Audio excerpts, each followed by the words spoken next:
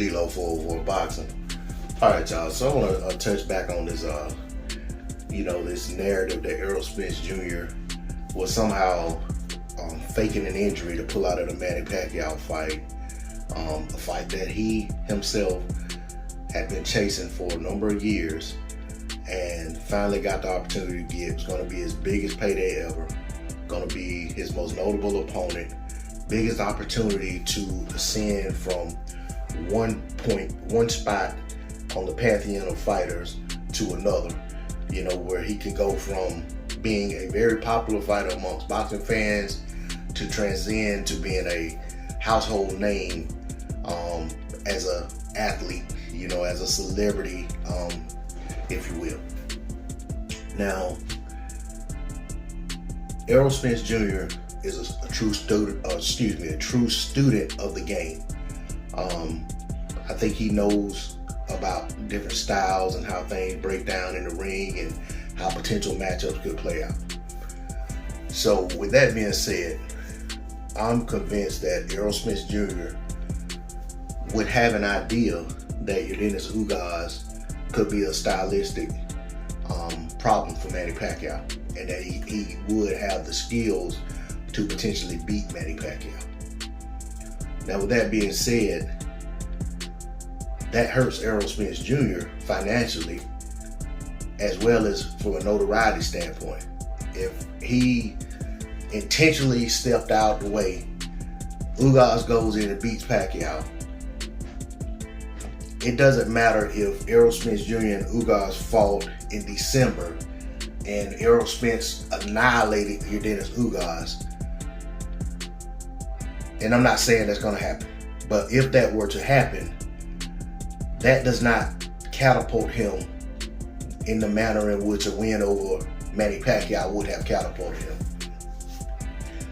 If he goes out there and does those things, as far as from a financial standpoint, which the Manny Pacquiao fight represented for all of these guys is their biggest payday, it doesn't have the same financial backing or financial windfall behind it that a Manny Pacquiao fight does either. And I don't care anything about these guys' money. Let me preface that. But I'm just saying, for people who say that Errol Spence Jr. pulled out of the fight, I'm just stating the case for why it wouldn't make sense for him to do so.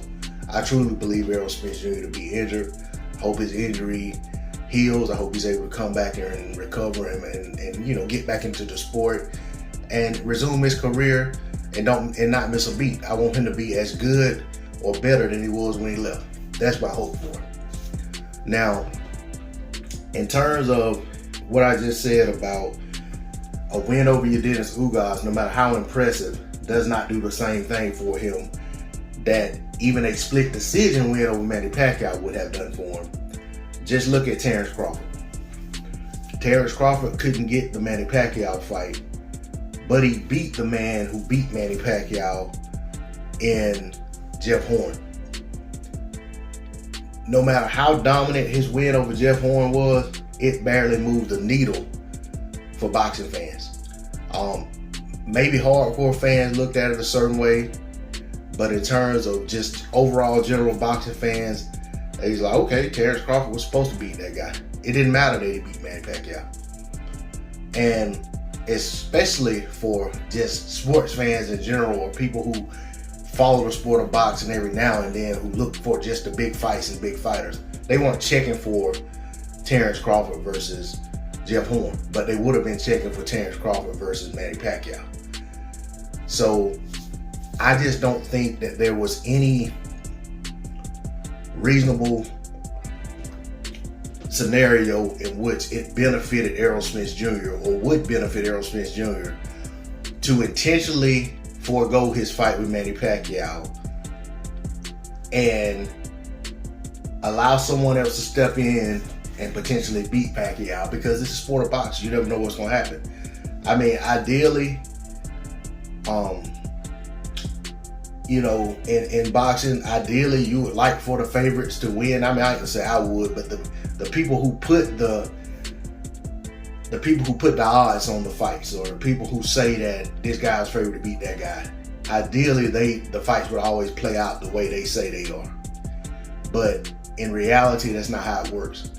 So regardless of who got in there with Pacquiao, there was always going to be a chance they could have beat him. So there's no sense for people to still, and I still hear people saying, things like, that's why, Errol Spence couldn't have done that. And, then you got your people that say Errol Spence would have dominated Pacquiao. I don't even care about that. The reality is Errol Spence couldn't make the trip. Dennis Ugas did. He got in there, he done his thing, he got the win.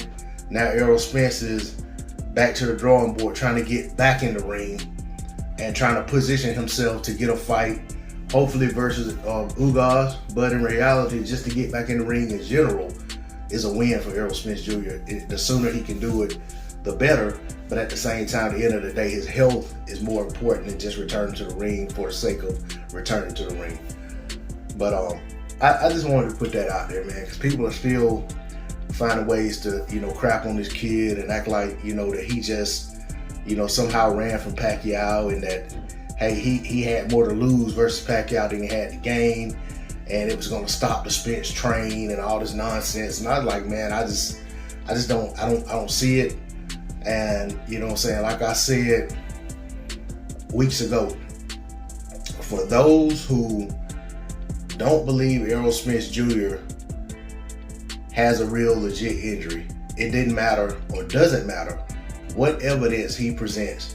If you don't want to believe him, and if you want to label this kid a coward, if you want to say that he's ducking Pacquiao or he was afraid that Pacquiao was going to derail his momentum, if that's what you believe, it didn't matter, doesn't matter, won't matter what evidence Errol Spence Jr.